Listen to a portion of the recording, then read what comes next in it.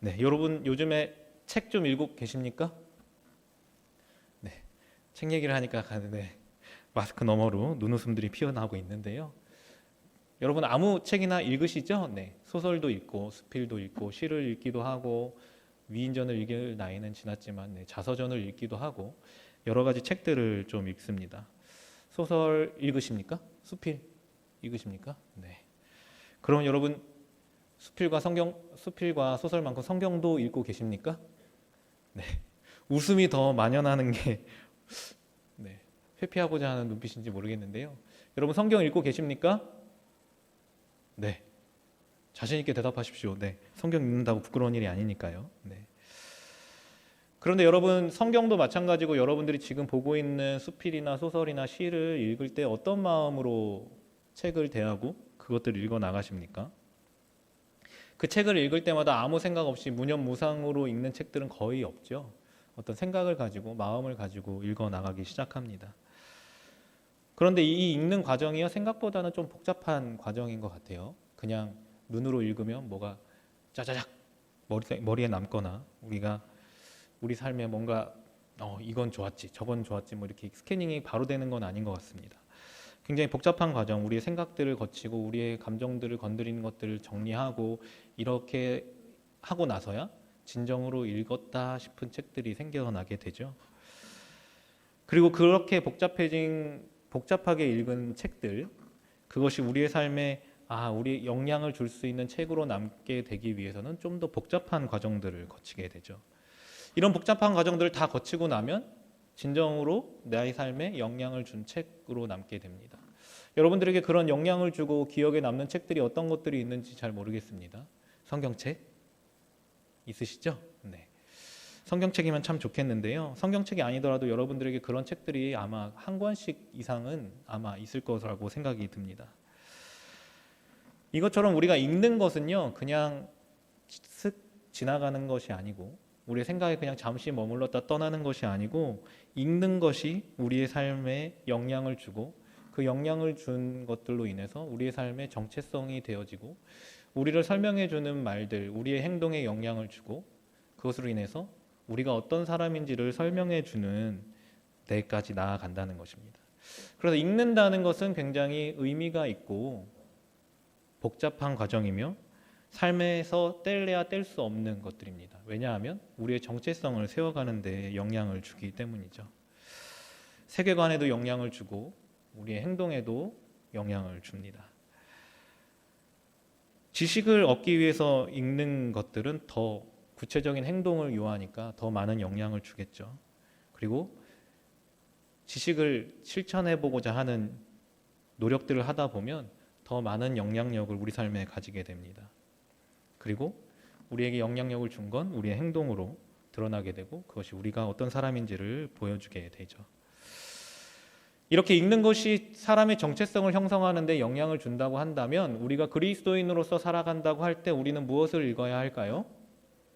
네. 무엇을 읽어야 할까요? 네, 오늘은 아무도 대답하지 않기로 결정하신 걸로 성경을 읽어야겠죠. 그리스도인으로서 우리가 우리의 정체성을 세워가는 과정에 있다면 우리가 계속해서 그리스도인으로서의 삶을 살아가기를 원하고 세상에서 우리의 정체성을 그리스도인으로 드러내고자 한다면 우리가 읽어야 할 분명한 것은 성경이라는 것입니다. 그래서 여러분들에게 물었죠. 성경 잘 읽고 계십니까? 네.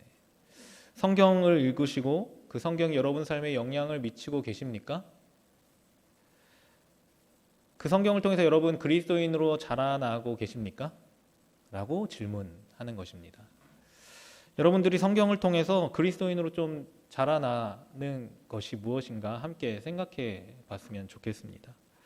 오늘 함께 읽은 시편 119편입니다. 이 시편 119편은 사실은 굉장히 긴 걸로 유명하죠. 저희가 11절까지만 읽었는데요. 굉장히 긴 성경입니다. 절수로는 아마 거의 최고일 것 같은데요. 굉장히 긴 것으로 우리에게 유명한데요. 사실은 이 성경은 잘 알고 보면 긴 것 외에도 특별한 시편입니다. 우리말로 번역되어져 있어서 우리는 잘 캐치가 안 되고 그냥 긴 말씀, 외울 수도 없고 읽기도 힘든 그런 시라고 생각할 수 있는데요. 이게 원어적으로 히브리어로 봤을 때는요. 119편 이 각 행들의 첫 글자가 알파벳 순서대로 쭉 이어져 있습니다. 그러니까 알파벳 순서대로 쓰여진 성경이 110편, 119편입니다. 우리나라 말로 따지면요. 가나다라 마바사 순서대로 쭉 시작하는 거죠. 그래서 삼행시 짓는 것처럼 가 하면 뭐, 나 하면 뭐라고 이렇게 시를 지어서 이렇게 하는 거죠. 그런 형식으로 쓰여진 시라는 것이죠. 그래서 이스라엘의 모든 알파벳으로 시작하는 말들로 쓰여진 게 이 시편이라는 것이죠. 굉장히 중요한 것입니다. 자신들이 사용할 수 있는 모든 랭귀지, 모든 언어를 사용해서 하나님을 찬양하는 시라는 것이죠. 그만큼 자신들의 말을 다 사용해서 찬양할 만큼 하나님이 크신 분이라는 것을 이야기하는 것일 수 있고요. 자신들이 그렇게 자신들의 모든 말을 통해서 하나님을 찬양하겠다고 하는 시라고 볼 수도 있습니다. 그렇게 하나님을 자신들의 모든 말을 사용해서 찬양하고자 말하는 이 시편의 그 내용은 그럼 뭘까요? 많은 내용들이 담겨져 있고 수많은 절이 있어서 다 정리하기 어렵지만 단 한마디로 정리한다면 하나님의 말씀이 그 백성의 삶의 중심이다라고 요약할 수 있습니다. 그래서 오늘의 시편 기자는 결국은 하나님의 말씀으로 인해서 얻게 되는 것들에 대해서 이야기하고요. 하나님의 말씀이 우리의 삶의 중심이 되어졌을 때 우리가 얻게 되는 게 무엇이고 우리는 어떤 삶을 살아갈 것인가를 이야기하고 있다는 것입니다. 오늘의 시편 기자가 그래서 이 시편을 시작하면서 가장 먼저 한 얘기가 무엇이죠? 복입니다. 복이 있을 것이다. 복이 있도다. 복을 이야기하죠. 분명한 표현으로 복이 있을 것이다 라는 표현 좀 애매할 수 있는가 봅니다. 그래서 복이 있도다 라고 단언하고 있죠. 그런데 그 복이 있는 사람들 무엇으로 인해서 복이 있는 거죠? 하나님의 말씀으로 인해서 복이 있다는 것입니다. 그러니까 하나님의 말씀을 삶의 중심에 두었을 때 복이 있다는 것, 우리가 삶의 중심에 하나님의 말씀을 두었을 때 복이 있다는 걸 우리가 기억하자. 그렇게 우리 삶에 하나님의 말씀을 두었을 때 우리에게 복을 주시는 하나님을 찬양하겠다는 것입니다. 오늘의 시편 기자는 하나님의 말씀의 영향력을 가장 잘 알고 있는 사람인 것 같습니다. 하나님의 말씀이 삶에 어떤 영향을 미칠 수 있는 것인가, 어떤 영향을 미칠 것인가를 잘 알고 있기 때문에 그 말씀이 우리 삶의 중심이 된다면 복이 될 것이다 라고 말하고 있다는 것이죠. 오늘 시편에서 계속 등장하는 이야기가 무엇입니까? 등장하는 단어들 잘 살펴보면요.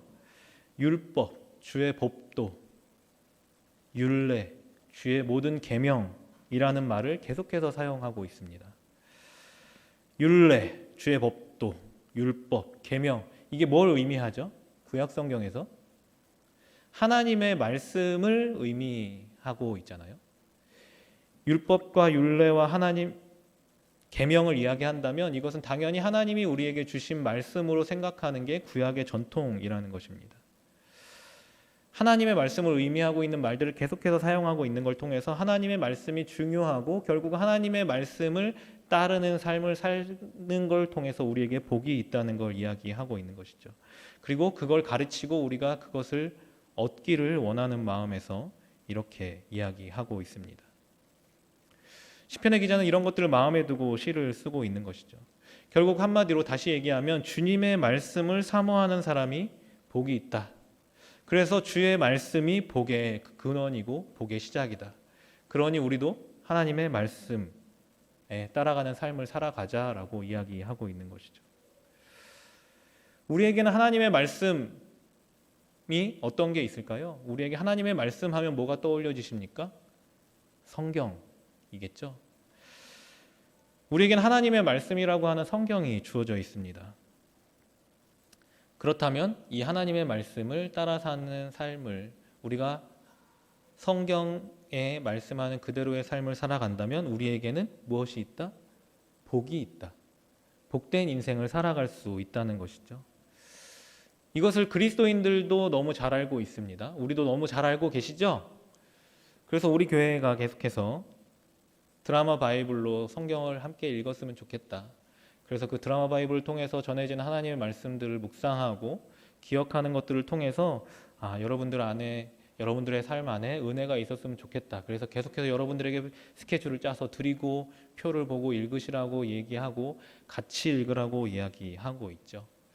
네, 함께 읽는 것에서도 모자란지 우리는 성경을 쓰기도 합니다. 하나님의 말씀을 우리의 손으로 직접 쓰기도 하죠.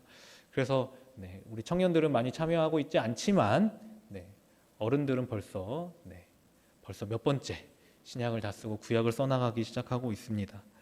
그래서 레위기까지 쓰고 있고요. 그 말씀들을 기억하기 위해서 굉장히 노력하고 있습니다.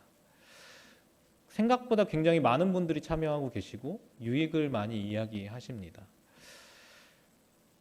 어른들은 이렇게 하고 있는데요. 여러분들은 묵상하시죠? 네, 묵상하시는 걸로 저는 믿고 있겠습니다. 각자의 삶 속에서 주님이 주시는 말씀이 무엇인가 기억하고자 여러분들 날마다 묵상을 합니다. 묵상집을 사서 묵상하기도 하고 날마다 본문이 나와 있는 부분을 같이 묵상하기도 하고 묵상집이라고 묵상의 내용들이 묶여져 있는 책들을 읽으면서 그 말씀들을 묵상하기도 합니다. 하루의 삶의 시작을 말씀으로 시작하기 위해서 굉장히 부단히도 노력하고 그 말씀을 마음에 새기고자 부단히도 노력합니다.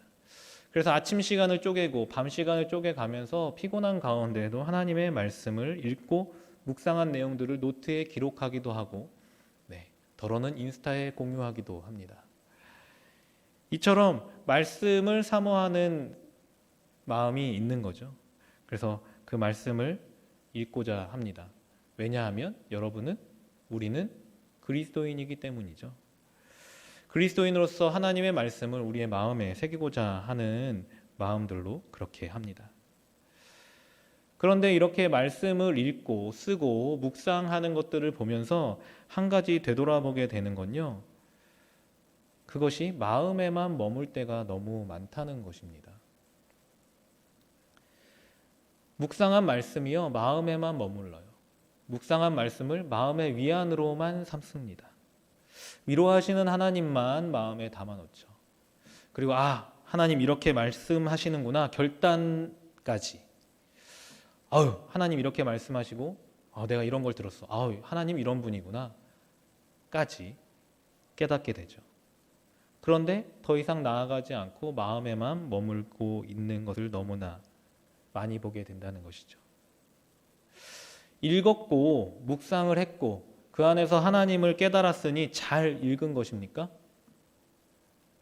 너무 잘 읽은 것, 사실은 묵상하고 하나님에 대해서 깨달은 게 있다면 잘 읽은 것처럼 보여질 수 있겠죠.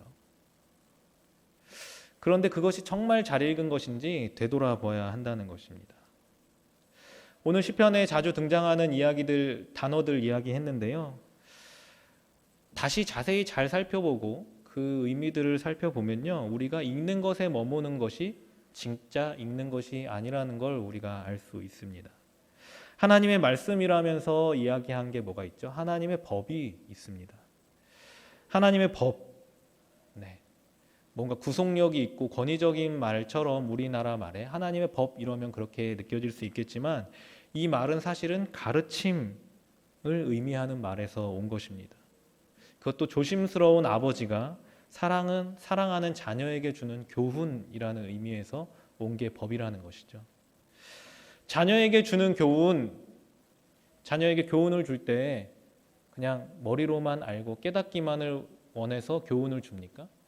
교훈한다는 건 무엇입니까? 그 교훈에 따라서 행동하고 그 교훈에 따라서 살기를 원하기 때문에 아버지가 교훈하는 것이죠.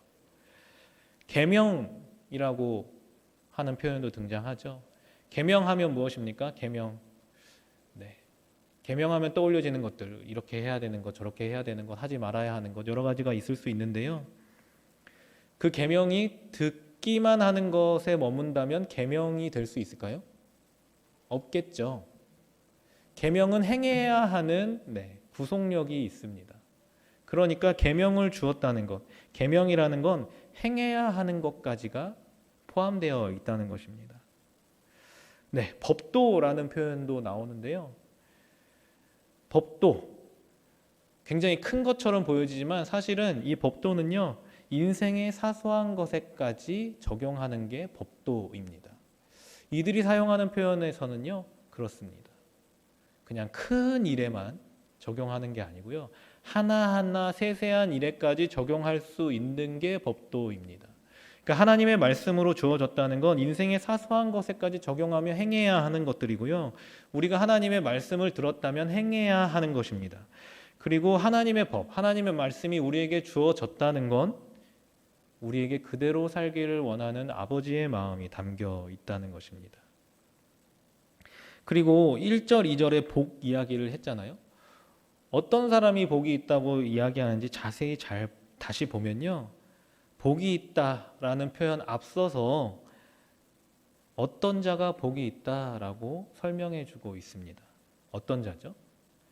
행하는 자입니다. 여호와의 율법을 따라 행하는 자는 복이 있다라고 얘기하고 있고요. 그리고 여호와의 증거들을 지키고 전심으로 여호와를 구하는 자는 복이 있다. 말씀을 구하고 지키고자 하는 거죠. 행해야 하는 것입니다. 행할 때에 복이 있다는 것입니다. 하나님의 말씀이 주어졌다는 건 그냥 머리로 알고 마음으로 깨닫는 것을 넘어서서 행해야 한다는 것이죠. 신약 성경에서도 디모데후서 3장 14절 15절을 보면요, 성경에 대해서 뭐라고 설명하고 있죠? 의로 교육하기에 유익하다. 또 뭐라고 얘기하죠? 네. 그 모든 것들은요, 디모데후서에서도 말하고 있는 것들은 행함과 관련되어져 있습니다. 그리고 성경 주님의 말씀이 주어졌다는 건 그냥 거기서 끝나는 게 아니고 무언가 행해야 한다는 것이죠. 그래서 결국은 성경을 통해서 하나님의 사람을 만들고자 하는 게 성경의 진짜 뜻이고 우리에게 주어진 이유라는 것입니다. 하나님의 말씀이 주어졌다는 건 하나님의 사람을 만들어 가기 위한 것이라는 것을 우리가 기억해야 한다는 것이죠. 하나님의 일을 하기 위한 사람을 만들기 위해서 성경이 우리에게 주어졌고 하나님의 말씀이 우리에게 주어지고 있다는 것입니다. 하나님의 어떤 일이요? 하나님의 선한 일을 하기 위해서, 하나님의 선한 일을 하는 사람을 만들기 위해서 우리에게 주어진 게 성경이라는 것입니다. 묵상하고 읽고 그 안에서 주님을 발견하는 것으로 기뻐하는 것을 넘어서서 그 속에서 주신 말씀을 찾았다면 그걸 통해서 선한 일을 행하고 삶에서 살아가기를 원하는 게 우리에게 성경이 주어진 목적이고 의미라는 것입니다. 우리가 신앙생활을 한다고 이야기하죠. 신앙생활 마음으로 깨닫고 나는 그리스도인이지 이렇게 생각하면 신앙생활 하는 것입니까? 그렇다면 생활이라는 글자가 붙지 않았겠죠. 신앙생활이라는 건 우리가 그리스도인으로서 살아가야지 할 수 있는 것입니다. 신앙생활이라는 건 살아가지 않는다면, 그것을 행하지 않는다면 할 수 없다는 것이죠. 강영한 교수님이 쓴 읽는다는 것이라는 책 속에 나오는 예화인데요. 우리가 자전거를 배운 사람을 생각해 보면 자전거를 배웠다 이런 표현들을 생각하면요, 아, 저 사람 자전거를 배웠어 이렇게 하면 여러분 뭘 떠올리십니까? 그 사람이 자전거에는 브레이크가 있고 앞바퀴 뒷바퀴에 브레이크가 있고 체인이 있으며 오른발을 먼저 밀면 왼발이 올라오고 그러면 또 밀면 자연스럽게 원운동을 하며 그것이 이동하는 기구가 자전거다라는 걸 아는 게 자전거를 배운 사람이죠. 네, 우리가 자전거를 배웠다라고 이야기하고 떠올리는 건 그게 아니죠. 자전거를 탈 줄 아는 사람입니다. 자전거를 타기 위해서 수십 번 넘어지고 핸들을 어찌할 바 몰라서 휘청휘청거리다가 넘어져도 보고 사람을 들이받아도 보고 벽에도 들이받아 보고 팔다리 까져보고 그러면서 내 다리가 움직이고 내 팔을 어떻게 했을 때 자전거가 움직일 수 있다, 이쪽으로 움직인다 저쪽으로 움직인다를 아는 사람을 우리는 자전거를 배운 사람이라고 말한다는 것이죠. 신앙생활이라는 것, 하나님의 말씀을 읽는다는 건 이런 것과 똑같다는 것입니다. 우리가 읽었다는 것을 생각하다 보면요, 그냥 잘 배운 것, 우리가 지식을 알았다는 것만으로 우리는 배웠다라고 말할 수 있는데요. 사실은 읽는 것마저도 제대로 읽었다면 그것이 삶에 영향을 미치고 그대로 살아내야 하지만 그것이 제대로 읽은 것이라고 할 수 있습니다. 물론 소설이나 수필은 그냥 읽고 마음의 감동을 갖거나 동의를 하면 되는 거 아니냐 말할 수 있지만 그것마저도 우리에게 삶에 영향을 주고 우리의 생각에 영향을 주고 우리의 행하는 것에 영향을 줍니다. 그런데 실용서라고 말하는 것들은 더더욱 그렇겠죠. 실용서를 읽었는데 여러분 실용서 왜 읽으십니까? 그대로 하거나 무언가 배우기 위해서 읽으시죠? 여러분 요리책을 열심히 읽으셨습니다. 그런데 거기 나오는 요리를 하나도 안 해봤다면 여러분은 그 책을 왜 읽은 거죠? 의미 없는 시간을 보내버린 겁니다. 그 책을 읽었다면, 그것을 해석했다면, 그리고 내 마음 안에, 내 머리 안에 남아있다면 그것대로 행해야 한다는 것입니다. 그래야지만 제대로 읽는 것이죠. 다른 책들도 사실 마찬가지입니다. 내가 해석한 대로 내가 살아나가야지만 그 책을 제대로 읽은 것이 되고 내 것이 되어진다는 것이죠. 이처럼 성경도 마찬가지라는 것이죠.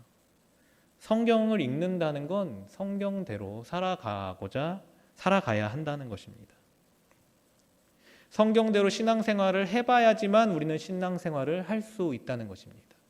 성경을 읽는 것만으로 우리는 신앙생활을 할 수가 없다는 것입니다.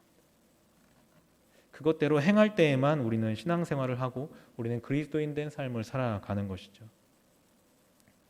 읽은 말씀을 가지고 세상 가운데서 부딪히고 넘어질 수 있고 욕먹을 수도 있고 그 가운데 이해가 안 되어지지만 말씀으로 알고 순종하고자 하는 그 싸움 가운데 동의되어지지 않는 일 가운데에서도 나의 어려움 속에서도 성경이 이렇게 말하고 있다면 그대로 행하는 것들, 그 어려운 시간들을 거치고 나서야 그 성경의 본문을 내가 읽은 거구나 제대로 말할 수 있다는 것입니다. 그렇게 해야지만 그 말씀은 우리의 삶의 말씀이 되어지는 것이죠. 우리가 읽은 말씀이 나한테 남아있지 않고 다른 사람을 향하여서 세상을 향하여서 행해질 때만 이 세상 가운데 그 말씀은 그냥 성경이 아니고 하나님의 말씀이 되어질 수 있다는 것입니다. 우리가 성경을 읽고 묵상을 하는 건요, 뭔가 튀어오르고 생각 가운데 번뜩이는 생각이 떠오르고 아이디어가 튀어오르고 확성기에서 나한테만 말하듯이 속삭이는 음성이 들리고 그것을 경험하기 위해서 우리가 성경을 읽는 것이 아닙니다. 세상 가운데 하나님께서 원하시는 일들이 우리를 통해서 이루어지는 것들을 우리가 보기 위해서 성경을 읽는 것이죠. 그 말씀을 통해서 세상 가운데 하나님의 나라가 채워져 가고 세워져 가는 것을 경험하기 위해서 읽는 것입니다. 우리가 읽은 말씀을 세상 속에서 그대로 행해지는 것을 우리가 직접 체험하기 위해서 말씀을 읽는다는 것입니다. 그냥 눈으로 읽기 위해서, 마음의 위안을 삼기 위해서, 내가 세상 가운데 살아가면서 죄와 멀어지고 나중에 천국 가는 것을 위해서 읽는 것이 아니라는 것입니다. 우리가 지금 말씀드린 대로 세상 가운데 우리가 살아나는 것들을 통해서 세상 가운데 하나님 나라가 이루어지는 일들을 성경을 읽는 것들, 그 읽은 대로 행하는 것들을 통해서 세워져 가는 것들을 기대하며 읽어야 하지만 우리에게 진정한 말씀이 되어짐을 기억해야 합니다. 그리고 우리가 세상 속에서 우리가 그리스도인으로서의 정체성은, 우리의 그리스도인의 정체성은 읽은 말씀을 행할 때에만 세워져 갈 수 있음을 기억해야 할 것입니다. 우리가 그렇게 행할 때에만 우리가 세상 가운데 그리스도인으로 설 수 있음을 기억하시기를 소원합니다. 삶 속에서 실천함으로 사람을 변화시킬 수 있는 말씀을 따라 살기로 결단하시겠습니까? 여러분 그렇게 결단하시겠습니까? 하나님의 말씀이 세상을 변화시킬 수 있는 것임을 믿으십니까? 우리가 그 말씀을 읽은 것은 세상 가운데 우리가 나아가서 그 말씀대로 행하기 위함임을 기억하시기를 원하십니까? 그런 마음을 가지고 우리가 함께 주님의 말씀만을 사모한다고 고백하면서 찬양하며 기도하시겠습니다.